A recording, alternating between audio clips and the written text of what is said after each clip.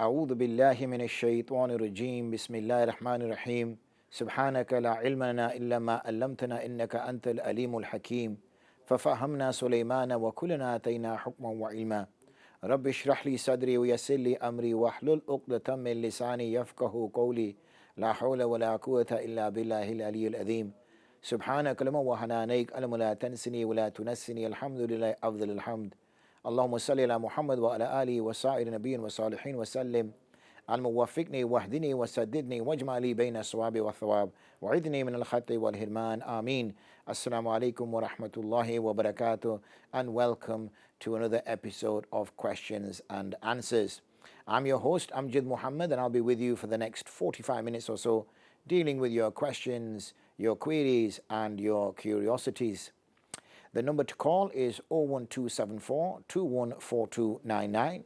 That's 01274 214299. And in fact, if you wish to email a query, rather than email on q&a@iqra.co.uk, it might be easy, in fact, to email me directly at my Al Khair email address. Therefore, I will receive the emails on my phone immediately as you're speaking to me. So let me share that email with you, and I will share that with Adil as well, so he can even put it up on the screen. That is amjad.muhammad, amjad.mohammed @alkhair.org. Okay, so if you email on there, so it's the Al Khair email address, Adil, just my name at the beginning, amjad.muhammad. So if you get chance, if you can, Adil, put that up on the screen so at least people can access it. In that way, if you send an email, I will literally hear it ping on my phone here beside me, and then I will be able to answer your question almost immediately. So in the meantime, you can call as is standard 01274 214299. Please do call. And it's the first of the week for me for my questions and answers. It's been a busy week already this week. I've been dedicating a lot of my time here in the office, in the Al Khair offices, in looking at and dealing with the response to the floods in Pakistan. Oh, perfect. Is that the email address? Or am I going blind? Camera 2, camera 1, what's going on? Yep, okay. So I can't, so is that the email up there, Adil? I can't see, I'm going blind as a bat. Yep, thank you very much, sir, because I'm blind as a bat. Yep. No, it's a blank screen. Oh, there we go. Yep, perfect. So that's the email address. You got it there. You can email directly on there, and I will, as I said, receive them on my phone. So that's the new email now for me, for the Q&A. And I will pick them up, even if I can pick them up and answer them tomorrow morning when I get back in the office, if you email after the show is over. But please do remember that email address. I will remind you from now on so that you can ask your query. If you have any zakat questions, if you've got any, you're trying to work out your pension zakat, or you're trying to, determine when is Ramadan going to start, or you've got some issue with your salah, or you've got some, you want to travel for Hajj, I guess next year now, you want to know how to go about it, all these sorts of queries, that is the email, and you will have no issues there, inshallah, in getting a response, I would say within 24 hours, unless obviously it's on a Friday, then you'll have to wait, inshallah, until the following Monday. So please make a note of that email, but as I said, I will be reminding you of that email in the coming days and weeks, inshallah. Otherwise, easy is 01274 214299. But as I was saying, I've been busy this last few days in trying to get some containers filled. End of December, inshallah, we will be shipping out some containers via ship. That's why we're shipping them out. And we will be trying to fill them up with clothes and household items. Clothes and household items that will be sent to Pakistan in response to the floods that we saw a couple of weeks ago. I noticed Ben Stokes, I know the England team are out in Pakistan at the moment. They were supposed to start the test series, I think, today or yesterday. But there's been some food poisoning in the England camp. Probably had too many curries. And as a consequence, they have had to delay it for a day or so, and then it's going to kick off. It's the first test in Pakistan for some time, and Ben Stokes has said that he will be giving all his earnings from this test series towards the victims of the flood. So that's a very nice sign from our dear Ben, who is not only a gentleman on the cricket pitch, but clearly a gentleman off the cricket pitch as well. and so that I'm sure will be greatly received by the Pakistanis who are trying to come to terms with living after such a devastating flood. So that shows, humanity is one. We can be of different faith, we can be of different ethnicity, we can be of different nationality, but when it comes to the bare essential needs of being human, of helping somebody, to give them a house, give them some clothes, give them some food, give them a place to sleep, then really, we are humans. If we would find it difficult to turn our face away from an animal that is suffering in some way, shape or form, then surely we have some decency in us to do the same when it comes to humans. So that's what I've been busy with, ringing around a few clothes shops, seeing if they had any out-of-stock clothing or end-of-line clothing or reduced declare that wasn't really budging, so that we could send some of my colleagues to go pick them up and bring them back here, so that we could then send them across to Pakistan. So if you are anywhere near one of our 8 branches, 2 in London, I think 1 in East London, 1 in Croydon, I think. We have 1 in Bolton, Birmingham, Bradford and Glasgow. So they're the 6, I think there's 8. So that's 1, 2, 3, I don't know, I lose count. There's a couple others somewhere as well. So, but I'm sure if you went onto the website, you'll find out where they are. You can literally pop in across at the one of the 8 places that I've just mentioned. But make sure, please, that the clothes are in good condition. What you don't want to do is bring something that you yourself would want to throw away.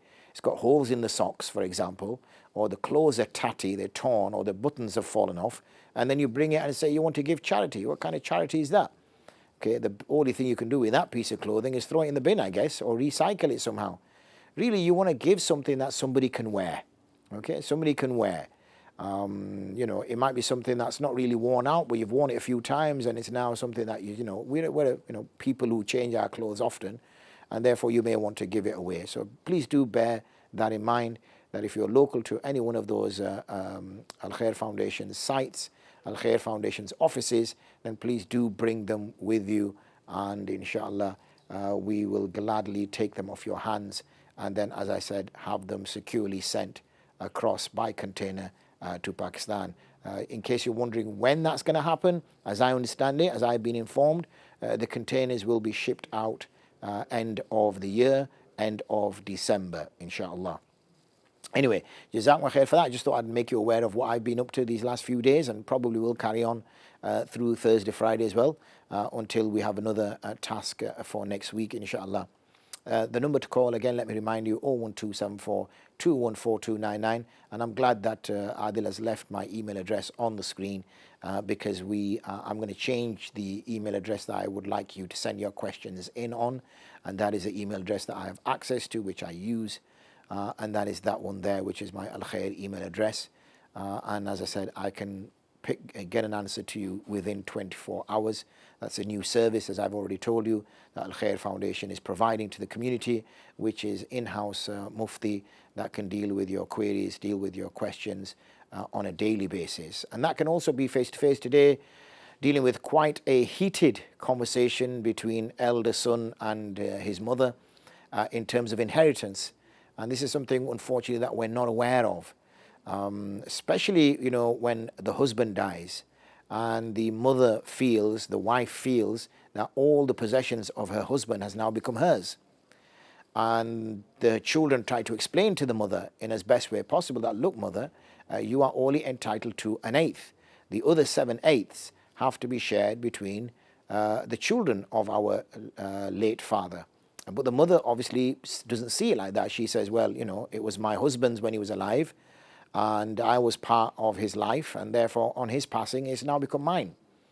So there's 2 things I'd like to mention on that point. One is, obviously, it's important that there is clarity between husband and wife as to who owns what. So if they both own something, then it should be said that, look, we both own this, okay? And therefore, as we both own this, you have 50% share and I have 50% share. And if they both don't own it, then the husband should say that this is all mine. I own all of this. I've paid for all of this. You have no share in this. So at least she knows, and only you're using it only because you're my wife. As soon as you cease to be my wife, you will no longer use it.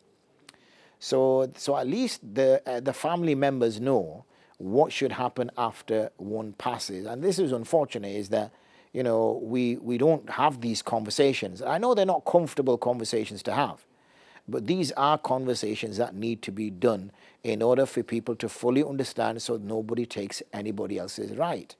This is something that we have to be concerned about, is taking somebody else's right. You know, a person could spend their whole life doing good deeds. A person could spend their whole life, okay, you know, performing salah, giving zakah, perform numerous hajj, perform numerous umrah, you know, being a good person all the way through their lives, and then in their 70s or even in their 80s, their husband passes away, and then they don't follow the ahkam of Allah of dividing up the property, dividing up the inheritance as Allah subhanahu wa ta'ala would want it. So I've been dealing with that query today. So that shows that even on a daily basis, we have people ringing in or calling in. Yesterday, we had a visitor, two brothers came, and they were talking about their unfortunate circumstances with regards to their marriage. And one in particular was looking to get married. So after long conversations we had, he mentioned obviously that he's interested and asking if there was any ladies, young ladies that I knew that obviously could be considered for his marriage. I said I don't have any at hand, but you know, inshallah, you know, if somebody does get in touch, then I've got your details now. I will share your details with them. So that we had yesterday. So we do have drop-ins where we have people coming in for conversations, for discussions, in terms of trying to understand things better. Okay, so please, so do use those facilities, do use those services. So we're going to just jump on to some questions that I have on my forum whilst we wait for the phone to ring.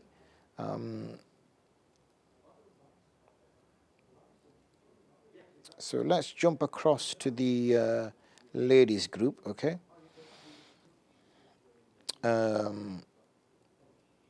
Assalamu alaikum wa rahmatullahi wa barakatuh. Okay, sorry, that's that question. Assalamu alaikum wa rahmatullahi wa barakatuh. I have a question on behalf of a friend. Is it permissible to do jama'ah at the masjid even if the imam shaves and trims the beard? Beard is less than 1 fist length. Is salah in jama'ah valid in this way? Wa alaikum assalam wa rahmatullahi wa barakatuh. When a person, if you mean that a man shaves his beard completely, then obviously that is a haram act, and therefore one shouldn't pray or should have an imam that is leading if he shaves his beard completely. If he trims his beard, and is less than a fist length, then the salah is valid, but obviously the masjid should be getting the best person to lead the prayer.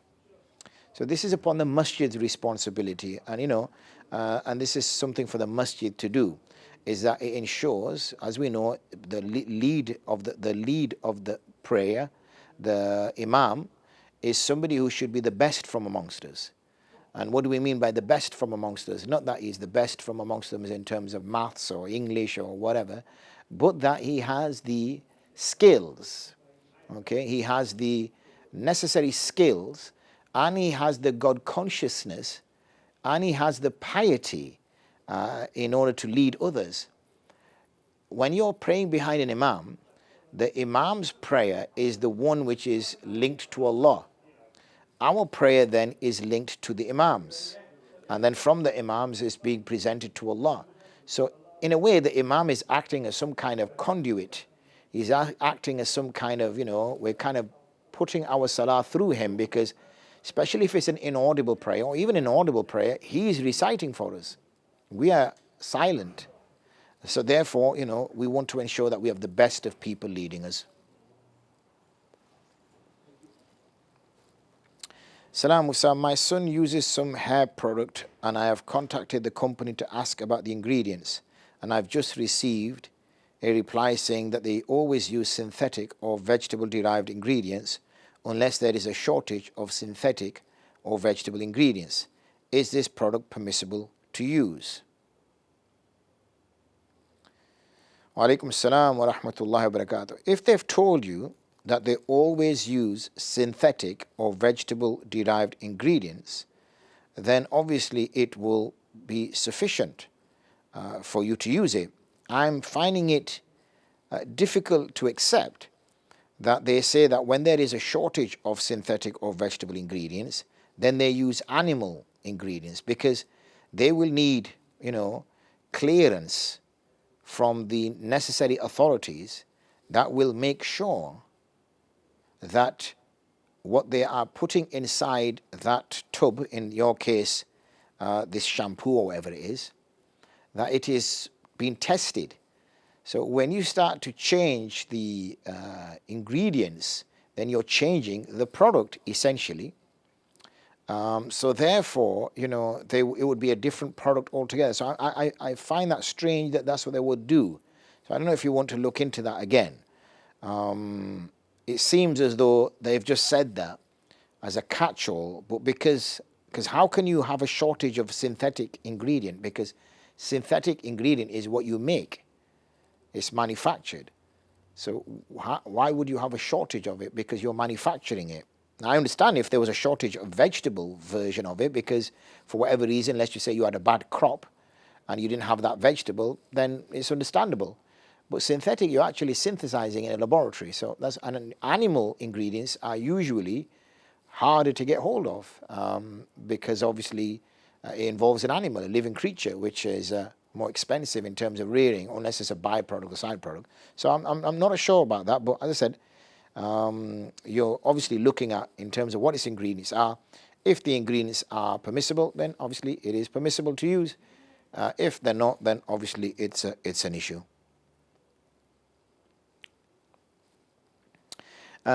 We've got another few questions, and I think I might be able to slip one in before we go for a short interval, because we're nearing the end of our first session. If you've not called so far, then now is literally the time to do so, because in about 40 seconds or so I'm going to say please don't call, wait till we return after our short interval. But if you do call in the next sort of 30 odd seconds, then you may get a chance in. In the meantime, I'm going to answer this one more question, and then I will take the next question, inshallah, after our break. Assalamu alaikum. If an institute happens to get an educational discount for books and kitabs, etc., would it be permissible for them to sell it to students at the retail price and for the remainder to go towards the institute? So if an institute happens to get an educational discount for books, kitabs, would it be permissible for them to sell it to students at the retail price and for the remainder to go towards the institute? Wa alaikum assalam wa rahmatullahi wa barakatuh. When an institute is given discount in order to purchase the books, once the institute has purchased the books, then the institute owns the books. Okay? Now the institute can do what it likes with the books. It can give the books for free. It can place the books in the library for the students to use, or it could sell the books to the students at whatever price it chooses, because it is the owner of the book. Obviously, if they sell it for more than the retail price, the students wouldn't buy it, because they could probably buy it for the retail price from a shop. So it wouldn't make sense to sell it for more than the retail price. So yes, if they sold it for the retail price and made a profit because of the fact that they bought it at a discount price, then there's no harm, because the whole purpose why they're getting discount is because they are an education institute and they are trying to benefit from the discount. So either they benefit from the discount because they get cheaper books, or they benefit from the discount because they get cheaper books and sell them on and make the difference there. So there would be no problem at all if a person and if an institute was to do that by buying these books and then selling them on at the retail price. So we have one more question, but I am conscious of time because we are now made our way to the end of the first session. And as we have made our way to the end of our first session, inshallah, we're going to take a break for a few minutes. And when we return, there will be more questions and answers. I will share the number with you again when we return, just to remind you of what to call. Inshallah, because we've not had any calls this first segment, but I'm sure you've been saving them up for the second segment. So fingers at the ready, mobile charged up, so you can dial the number and call us. But anyway, see you in a few minutes' time, inshallah.